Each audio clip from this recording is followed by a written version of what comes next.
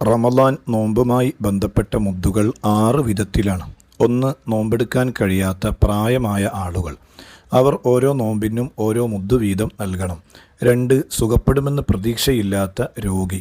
ഇവരും ഓരോ നോമ്പിനും ഓരോ മുദ്ദു വീതം കൊടുത്താൽ മതി. എന്നാൽ ഇവർ മുദ്ദു കൊടുക്കാനും കഴിവില്ലെങ്കിൽ മുദ്ദും നിർബന്ധമില്ല. ഈ 2 വിഭാഗത്തിനും പിന്നീട് ഖളാ വീട്ടാൻ സാധിച്ചാൽ ഖളാ വീട്ടലും നിർബന്ധമില്ല.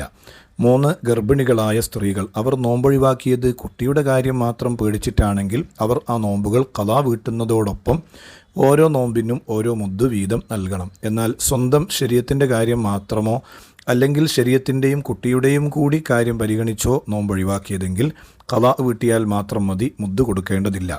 4. മുല കൊടുക്കുന്ന സ്ത്രീകൾ. ഇവർക്കും 3-ാം നമ്പറിൽ പറഞ്ഞ ഗർഭിണികളുടെ വിധി തന്നെയാണ് ഉള്ളത്.